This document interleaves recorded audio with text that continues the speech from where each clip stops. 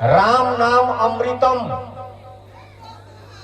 राम नाम ही अमृत है। अब इसका पान हम कैसे करें? अमृत अमृत अमृत अमृत अगर कहा जाए तो अमृत का फल मिलेगा। रोटी रोटी कहा जाए तो पेट भरेगा। पानी पानी कहा जाए तो प्यास बुझेगा? नहीं बुझेगा। रोटी रोटी कहने से पेट नहीं भरेगा। खाली अमृत अमृत कहने से अमृत का फल नहीं मिलेगा। अमृत जब पिएंगे तो अमृत का फल मिलेगा। रोटी जब खाएंगे तो पेट भरेगा। पानी जब पिएंगे तो प्यास बुझेगा। तो प्रभु का नाम राम नाम ही अमृत है। इसको हम कैसे पिए? राम राम जो कह रहे हैं ये पी नहीं रहे हैं, खाली कह रहे हैं। पिएंगे कैसे यही जानना है। और नहीं जानने की वजह से राम राम बहुते नर कहते, सपनहु सुख न हुई। जो लो भेद न जाने कोई, तो लो नाम लिए का हुई। अन्न खाए बिनु भूख न भागे, अन्न अन्न कही रोई। अब पानी पिए बिनु प्यास न बूझे, पानी पानी कह मर जोई। जो लो भेद न बूझ, जो लो भेद न जाने कोई, तो लो नाम लिए का हुई। कबीर साहब जी ने कहा, राम कहे जगत गति पावे, खाण कहे मुख मीठा, पावक कहे पाव जो डाहे, जल कहे त्रिखा बुझाई, तो यह दुनिया तरी जाई। आगी कहने से अगर मुंह जर जाता, हाथ जर जाता, तो कोई आग नहीं कहता। मीठा कहने से अगर मुंह मीठा हो जाता तो मीठा खाने की क्या जरूरत पड़ती? उसी तरह से खाली राम राम कहने से अगर मुक्ति हो जाता तो सारा दुनिया के लोग तर जाते, सब लोग भगवान को प्राप्त कर लेते। तब होगा कैसे? कहने से नहीं होगा तो कैसे होगा? कबीर साहब जी इसी पद में इसका उत्तर दे रहे हैं। बिनु देखे बिनु अरस परस, आ नाम लिए का होई। आ धन धन कहत धनिक जे होइते, निर्धन रहिते न कोई। बिनु देखे भगवान दिखाई नहीं दे रहे हैं। भगवान के चरण का हम स्पर्श नहीं कर रहे हैं, आ नाम ले रहे हैं। तो उसी तरह से है जिस तरह से रुपया रुपया रुपया रुपया कहने से रुपया तो होगा नहीं। अरे रुपया हाथ में आना नहीं चाहिए।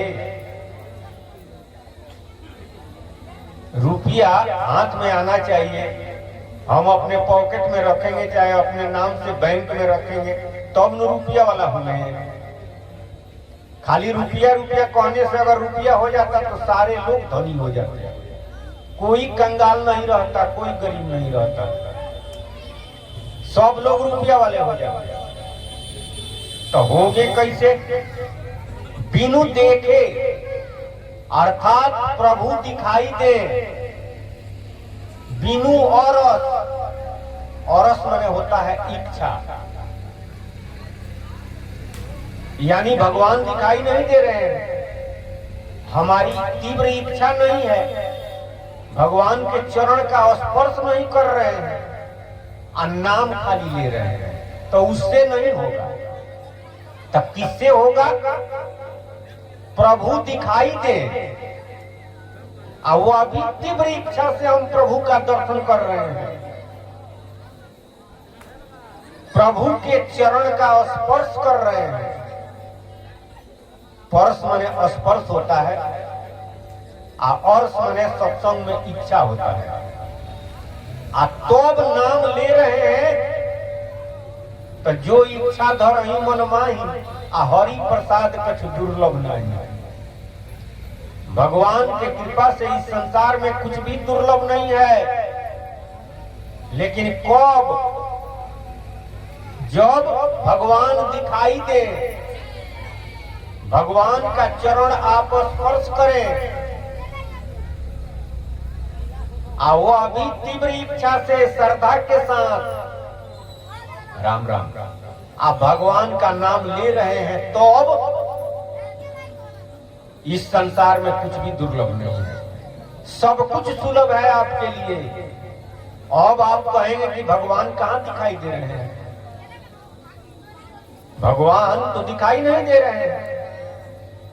जो भगवान को हम देखे, भगवान दिखाई देंगे तो हम उनके चरण का स्पर्श करेंगे और तब नाम लेंगे। राम राम। संतों ने सबका उपाय बताया है। राम राम।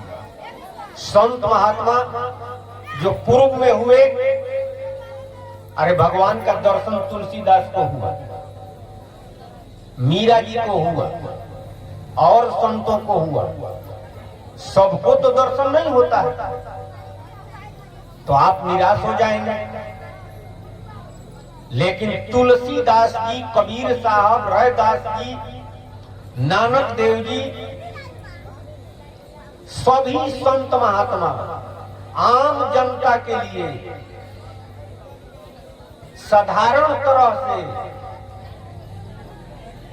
उपाय बतलाए हैं। खाली आप ध्यान दें, संतों के बात को माने, आप जान जाएंगे, भगवान का दर्शन करेंगे, भगवान के चरण स्पर्श करेंगे और तो भगवान का नाम लेंगे तो भगवान की कृपा से इस संसार में कुछ भी दुर्लभ नहीं है। तुलसीदास जी ने लिखा, समुझत सरिस नामरु नामी, प्रीति परस्पर प्रभु अनुगामी। समझ लेने पर प्रभु और प्रभु का नाम में कोई अंतर नहीं है। जितना शक्ति पावर प्रभु में है, उतना ही शक्ति पावर प्रभु के नाम में है। भगवान का नाम अगर दिखाई दे रहा है तो समझिए कि भगवान को हम देख रहे हैं। इस आंख के माध्यम से प्रभु के नाम को हम देख रहे हैं, तो इस आंख के माध्यम से वह नाम हृदय में आता है तो स्पर्श भी हो रहा है। तो अब हम नाम ले रहे हैं तो नाम दिखाई दे रहा है तो भगवान दिखाई दे रहे हैं। हमारी भावना बननी चाहिए, वह नाम इस आंख के माध्यम से हृदय में आकर बसता है तो स्पर्श भी हो रहा है। सत्संग में चरण मने नामे होता है, चरण मने पैर होता है, चरण मने शब्द होता है और चरण मने सत्संग में नामे होता है। तो नाम का स्पर्श हो रहा है तब भगवान के चरण का स्पर्श हो रहा है। हम नाम को देख रहे हैं तो भगवान को देख रहे हैं और तब नाम ले रहे हैं। किस तरह से ले रहे हैं? राम नाम अमृत है तो अमृत पिया जाता है। अमृत खाली अमृत अमृत कहने से काम नहीं चलेगा, अमृत पीना पड़ेगा। तो कैसे पिएंगे? सुमिरन मारद सहज का सतगुरु दिन बताए। श्वास श्वास सुमिरन करे और जतन कठिना। श्वास से सुमिरन करना है। कबीर साहब जी ने कहा कि माला फेरत जुग गया, मिटा न मन का फेर। माला फेरते फेरते जुग बीत गया, मन का फेरा नहीं मिटा। अरे माला तो कर में फिरे, जीव फिरे मुख माही। राम राम। मनवा तो 24 फिरे, ये तो सुमिरन नहीं। हाथ में माला घुमा रहे हैं, मन चारों दिशा में जा रहा है, तो साहब जी कहते हैं कि यह सुमिरन नहीं है, उससे जो फायदा होना चाहिए वह नहीं होगा। अरे लड़का पढ़ रहा है, अगर पास नहीं करता है तो नौकरी मिलेगा, गवर्नमेंट रखेगी, पास नहीं करना पड़ेगा। तो कबीर साहब कहते हैं कि जो सुमिरन करता है वही प्रभु को प्राप्त करता है। तुलसीदास जी ये बात कहते हैं कि कलयुग केवल नाम या धारा, आ सुमिर सुमिर नर उतर ही पारा। प्रभु के नाम का सुमिरन करके हम पार जा सकते हैं। तो सुमिरन कहते किसे हैं? दुनिया के लोग जप को सुमिरन बुझे हैं, गीत लोग गा रहे हैं, करिए सुमिरनवा तोहार हो, इसको सुमिरन बुझे, तो ये सुमिरन नहीं है। कबीर साहब कहते हैं कि माला हाथ में घूम रहा है, और मन चारों दिशा में जाता है, कभी काम में, कभी क्रोध में, कभी लोभ में, कभी मोह में। राम राम राम राम राम राम कह रहे हैं, मन गया है खेत में, मन गया है जमीन में, रुपया में, किसी व्यक्ति में, तो ये सुमिरन नहीं है। तो सुमिरन क्या है? इसका उत्तर कबीर साहब जी दिए, माला तो माला फेरत जुग गया, आ मिटा न मन का फेर। तो मन का फेरा कैसे मिटेगा?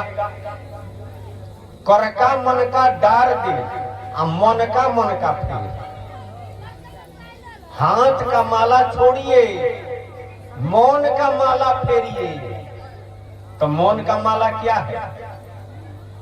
मौन का माला ये श्वास है। श्वास जो आ रहा है आ जा रहा है, श्वास ले रहे हैं या फिर छोड़ रहे हैं। 24 घंटा में 21,600 श्वास स्वस्थ व्यक्ति का निकलता है। यही अध्यात्म में माला है। इसी माला को फेरिए। इस माला को अगर नहीं फेरते हैं तो कर के माला यानी हाथ के माला से भी लाभ है, लेकिन जो लाभ मिलना चाहिए वास्तव में वह नहीं मिलता है। अध्यात्म में मौन का विषय राम नाम नहीं है, वो राम नाम में लगना नहीं चाहता है। मौन संसार में ले जाता है, विषय में ले जाता है, गड्ढा में गिराता है, भगवान के नाम में नहीं लगाता है। एक कथा है, एक सेठ जी थे, काफी धनी थे। उनका कारोबार बिजनेस वगैरह बहुत लंबा चौड़ा था, और जमीन जायदाद भी बहुत था। नौकर चाकर लगे रहते थे। एक व्यक्ति आया और कहा कि हमको नौकर रखिएगा। वो कहे कि हमारे पास तो बहुत काम है, रह जाओ कोई बात नहीं है, कितना रुपया लोगे? तो वो कहा कि हमको रुपया नहीं चाहिए, हमको खाली भोजन चाहिए। तो वो कहे कि इससे अच्छा क्या है, खाली भोजन देना है या काम करना है, कराना है, रह जाओ। तो वो कहा कि एक शर्त है। सेठ जी कहे कि क्या शर्त है? शर्त यही है कि हम बैठे नहीं रहते हैं, हमेशा हमको काम चाहिए। अगर काम नहीं दीजिएगा तो हम अपने मन से उल्टा पुल्टा काम कर देंगे, जो मन में आएगा वो करेंगे। हमको हमेशा काम चाहिए, हमेशा हम काम में लगे रहते हैं तब ठीक रहते हैं। काम अगर नहीं दीजिएगा तो हम अपने मन से कुछ उठाकर पटक देंगे। माल मवेशी है उन लोगों को भी मारेंगे, आपके परिवार के किसी सदस्य को भी पटक देंगे। हमको हमेशा काम चाहिए। तो वो कहे कि इतना काम है हमारे पास कि तुम करते करते मर जाओगे, काम हमारा नहीं हो रहेगा। तुमको दूसरा काम करने का, बुरा काम करने का मौके नहीं मिलेगा। वो कहा कि ठीक है, हमको रुपया नहीं चाहिए, खाली भोजन चाहिए और शर्त यही है कि हमेशा काम मिलना चाहिए। वह रह गया। सेठ जी बता दिए कोई काम, वो गया, दिन भर का काम था और 2 घंटा में करके चला आया। आकर के कहा कि वह तो काम हो गया। सेठ जी कहे कि तो दिन भर का काम था, 2 घंटा में तुम करके चले आए। वो कहा कि हाँ जाकर देखिए, हमको काम दीजिए। सेठ जी कहे कि चले जाओ, फलाना जगह जमीन है और उसको कोड़ो। कहा कितना जमीन है? तो 10 कट्ठा है। सुबह में गया और दोपहरिया तक कोड़ के चला आया।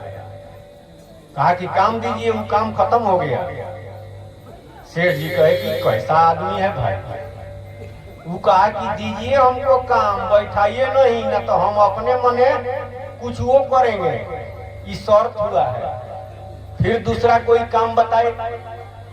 गया, थोड़ा ही देर में करके चला आया। वो था भूत, वो आदमी नहीं था, वो भूत था।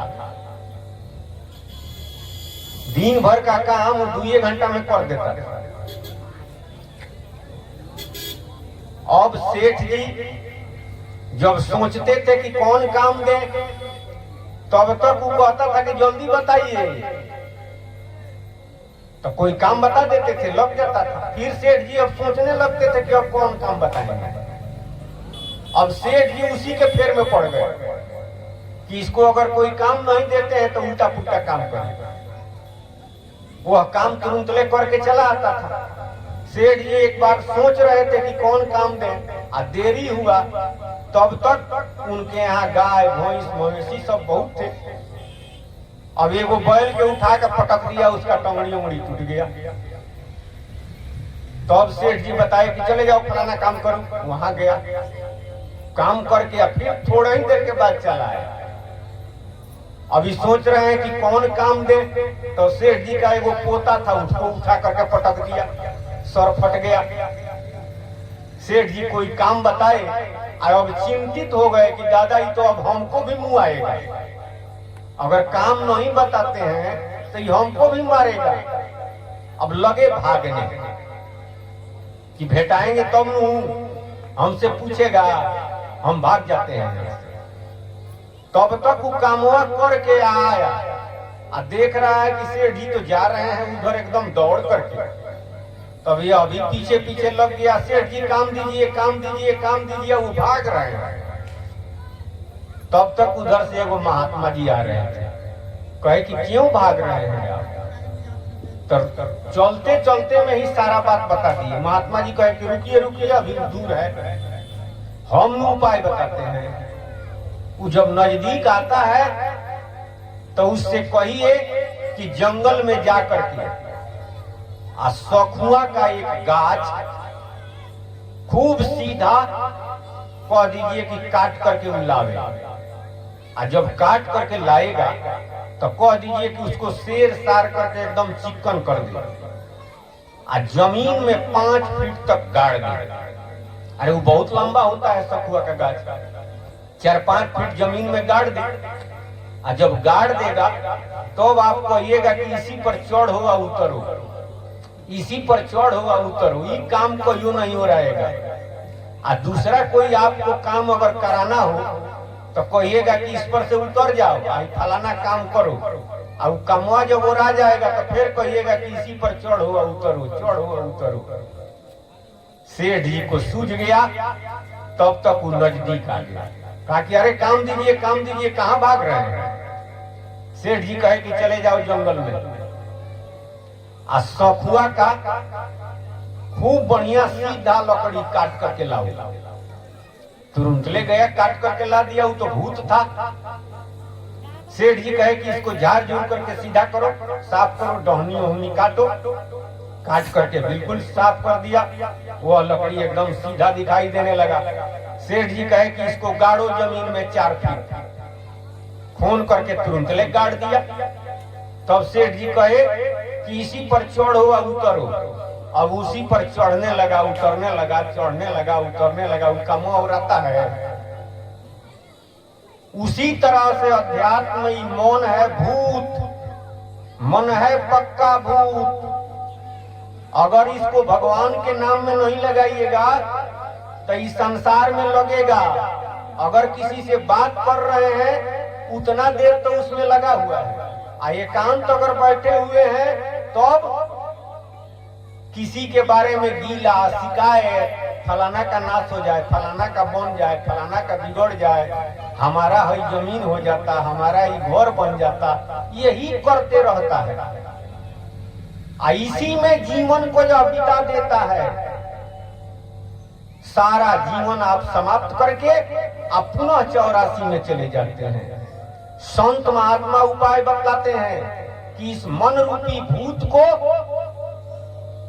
राम नाम रूपी खंभा पर चढ़ाइए। ये श्वास जो आ रहा है या जा रहा है, इसी पर इसको चढ़ा दीजिए कि चढ़े या उतरे, चढ़े या उतरे। ये श्वास तो रुकेगा नहीं, चलता रहेगा। यानी राम नाम में लगा दीजिए। इसको कभी फुर्सत नहीं मिलेगा, इसको कभी फुर्सत नहीं मिलेगा। यह दुख नहीं देगा, यह विषय में नहीं जाएगा, इसको फुर्सतें नहीं मिलेगा। तो विषय में जाएगा, गड्ढा में गिराएगा, तन रूपी गाड़ी को नहीं गिराएगा। फुर्सत मिलता है तब न, इसको तो चाहिए काम। और नहीं काम देते हैं तो ले जाके गड्ढा में ढा देता है। किसी के बारे में बुरा सोचवाता है, किसी के बारे में अच्छा सोचवाता है। ये मन का काम है मनन करना, चित्त का काम है हमेशा चिंतन करना। ज्यों ही आपकी नींद खुलती है चिंतन शुरू हो जाता है। तो किसका चिंतन होता है? घर का, द्वार का, जमीन का, लोग का, संसार के लोग का, किसी दुश्मन का, किसी हित का। तो चिंता करने से तो काम होता नहीं है, करने से भी काम होगा, लेकिन चिंता तो लगा रहता है। तो क्यों न उस चिंता को हम प्रभु के नाम में लगा दे। चिंता तो हरि नाम के दूजे न चितवे दास, दूजे चिंता जो करे परे काल के फांस। तो विषय था कि प्रभु का नाम अमृत है, तो अमृत पीना पड़ेगा। तो कैसे पिएंगे? श्वास और सूरत से उसको पीना है। खाली अमृत कहने से काम नहीं चलेगा। अमृत कहने से अमृत का फल मिलेगा? नहीं मिलेगा। सतराम बाबा कहते हैं कि रेजीव अमृत कहीं पिस खाता। अमृत कहता है या खाता है जौहर। रोटी रोटी कहा जाए और खाया जाए समोसा, तो समोसा का स्वाद मिलेगा कि रोटी के? जो खाएंगे उसी का ना स्वाद मिलेगा। उसी तरह से राम राम कहता है और चिंतन किस चीज का करता है? ख्याल किस में लगाया है? मौन कहाँ लगा हुआ है? जौहर में, संसार के विषय में लगा हुआ है। तो जिस चीज का हम चिंतन करते हैं, जिसमें हमारा मन लगा हुआ है, जिसमें हमारा ख्याल लगा हुआ है, वही हम खा रहे हैं। तो उसी का फल मिलेगा कि जो कह रहे हैं उसका फल मिलेगा, जो कह रहे हैं उसका फल नहीं मिलेगा।